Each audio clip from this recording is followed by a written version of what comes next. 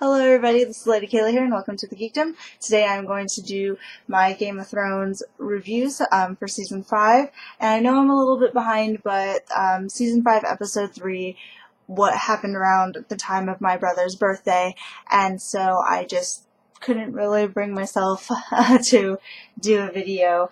And so what I'm going to do in this review, especially since it's so behind, I'm just going to focus on the scenes that I wanted to really rant about or go more in depth about, because you guys have already seen the episode. I don't need to go over every single scene. So this one's definitely going to be a little bit less traditional. I'm going to be hyper focused on a certain number of things and ignore a lot of the other things. So let's get started. This is my episode review for Season 5, Episode 3 of Game of Thrones, and before I start, I do want to say that I will occasionally bring up the books, and I'm going to do that especially in this episode review, so if you don't really want to be spoiled about the books or know the differences or anything like that, or you don't want a comparison, then I'm warning you right now. So let's get started. I'm going to start with Marjorie because I feel like with this episode especially, people were most concerned about this scene right here where Marjorie and Tommen end up having sex. And there's just a couple people uncomfortable with it or whatever because Tommen, in real life, the actor's about 16, and I forget how old Marjorie is in comparison, but she's older and definitely considered a woman, where Tommen, even in our society, would still be considered a child. So, also a lot of the book readers, because in our heads, Tommen is a lot younger than he is on the show, so in our heads we're like, but he's baby Tommen, why are they doing that? So it's a little hard for a couple people to wrap their heads around, but that actually didn't bother me at all. Tommen's of an age where he can do that, and so since he's king, he's going to want an heir, so it just makes sense to me.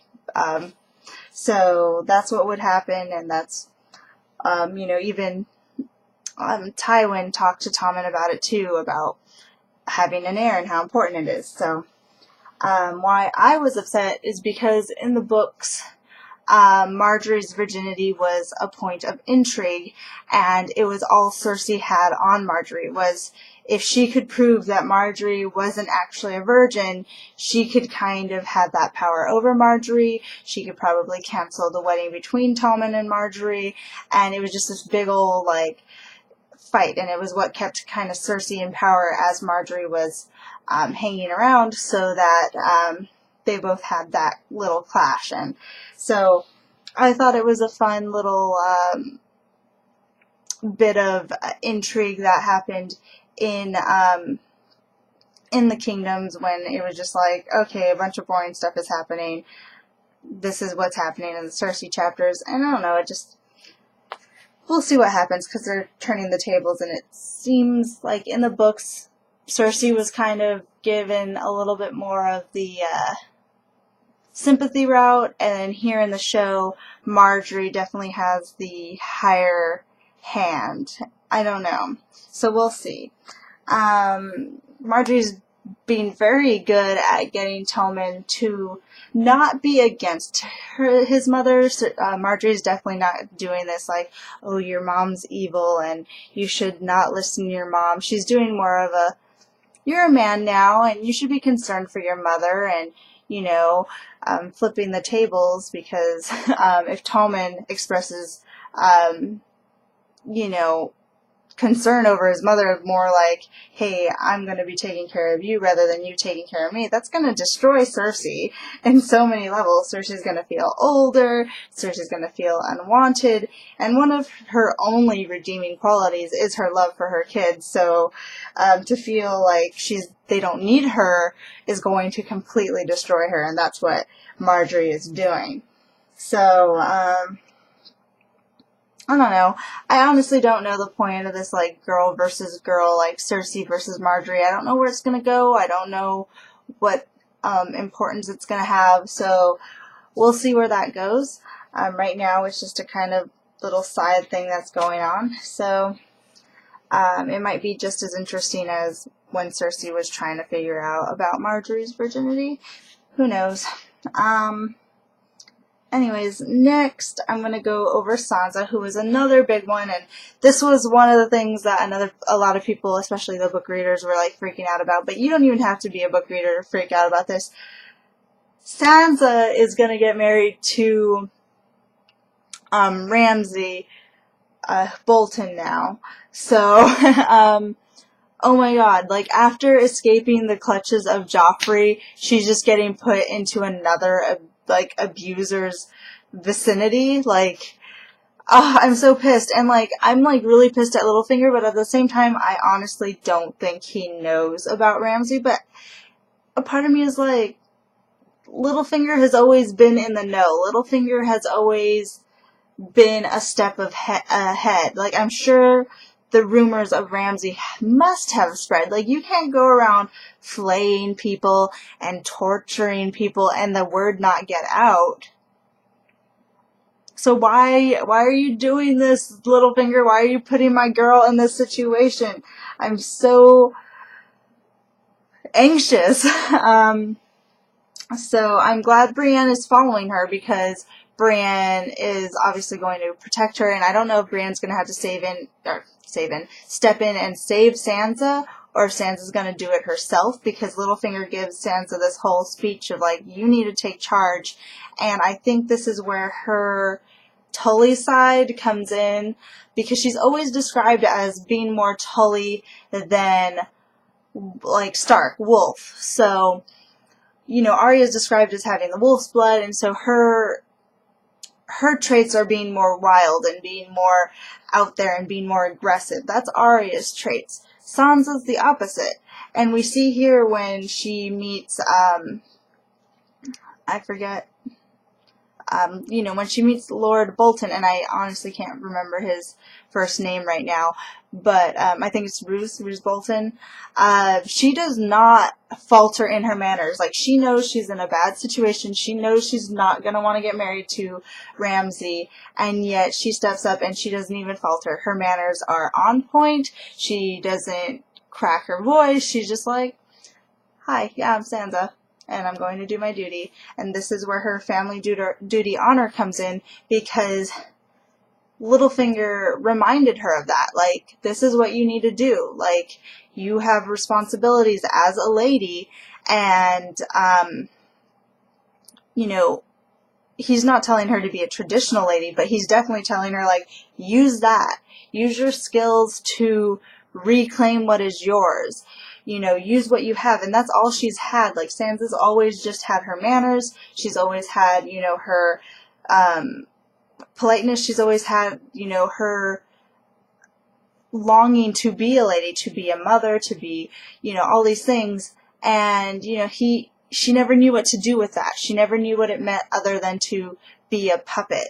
And now she has the opportunity to take charge of those things and use them to her advantage. Much like, you know, Daenerys, when she got married to Khal Drogo, she could have put up a fuss. She could have been like, no, I'm not going to do this. I don't want to get married to Khal Drogo. But no, she got married to him and made the best out of that situation. And I think that's what Littlefinger is telling Sansa to do here. And Sansa's finally getting it, and she's finally taking her traits that she's always been good at and making them her strengths. So I'm excited. I hope she saves herself.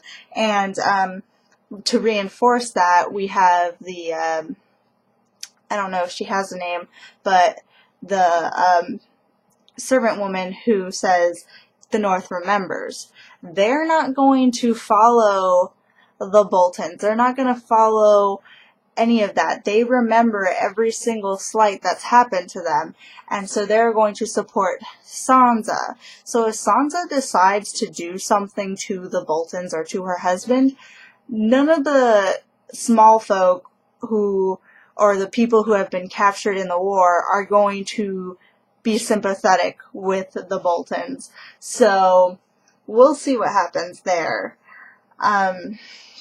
And so Marjorie and Sansa are the two that I actually really, really wanted to talk about in depth.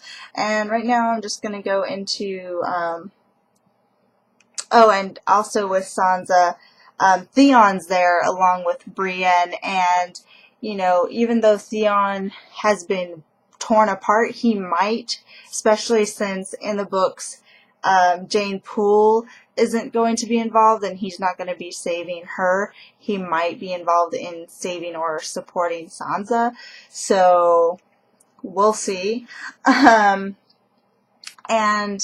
anyway, so now that I said that, sorry I forgot that note, but with Jon Snow, I think we're getting set up with a couple of character fails, and so I'm going to start with Jon Snow's character fail, which is I think he should have made Sir Alistair commander of, you know, one of the other castles, like Stannis suggested that he did. That way he feels like he still has power and he still, you know, feels valued, and, you know, even though he always hated Jon Snow, he'll be far enough from Jon Snow that he might not be overly bitter about it because he'd be too busy doing his duty. Because so far as we've seen, Sir Alistair is perfectly fine doing his duty as a member of the Night's Watch. He just kind of wanted a lot of power, and he kind of just really hated Jon Snow.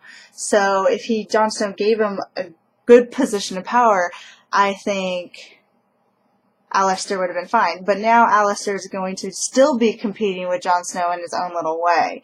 And so I think that's where Jon Snow messed up. But where I don't think he messed up was cutting off Janos's head. I don't know if that's how you say it. But beheading him was perfect. Like, you need to listen to your commander. Like, honestly, this is a time of, like, war and high stress. The commander really doesn't need anybody to defy him. There's already been one mutiny, and that's why the Mormont, the Lord Commander Mormont's dead. So Jon's not going to risk another one of those happening. So you messed up by defying Jon Snow. He actually gave you a really high honor, or a honor with, you know, potential power, potential, like, sway, you know, but he decided to not go with it, whatever. And then after Jon Snow, Cersei messed up, and this is how she messed up, is because she got rid of the High Septon, the one who was corrupt, and I mean corrupt as in, like, he wasn't following the traditional religious norms, and so she's trying to buddy up with the High Sparrow, and this is where she's messing up, because this guy has been proven to be religiously dedicated. Like, he believes wholeheartedly in his religion. You're not going to corrupt him. He's given his shoes up because somebody else needed them more. He had the High Septon publicly embarrassed because he didn't believe that he was representing the religion correctly. You are not going to get him to be on your side. Like, you can't buy that. You can't buy somebody's honor. Ned Stark, case in point. You know, this is a guy who's going to take any power you give him and use it for what he perceives is good for his religion. And honestly, Cersei, you don't have the cleanest record. Like, this guy is probably not going to be super buddy-buddy with you. So I think that's where she messed up. And Tyrion obviously just messed up because he needed to go outside, and, well, it ends up he's going to Daenerys anyways, but he's going with Jorah this time because Jorah straight up kidnapped him. And end result is he's still going to Daenerys. The thing is, Jorah has an excuse to go to Daenerys, and I'm excited because I understand why Daenerys sent Jorah off. Like, that was a major betrayal to find out. And yet I still love Jorah, and I think Jorah belongs next to Daenerys' side, as does Tyrion, so it all works out. So, thank you for your time. Thank you for listening to this review. Hopefully next review I'm a little bit more organized and I have a little bit more of a traditional setup going on, but I stayed pretty close to what I usually do. So I guess I'll see you guys next episode review. Sorry I'm a little off, and I always do this. I always become a little bit off schedule. So before I start getting awkward, I'm going to say goodbye, and if you want to contact me outside of YouTube, all the links are in the description below to my Facebook, Twitter, Tumblr, all that good stuff. So check it out, and until next time, bye!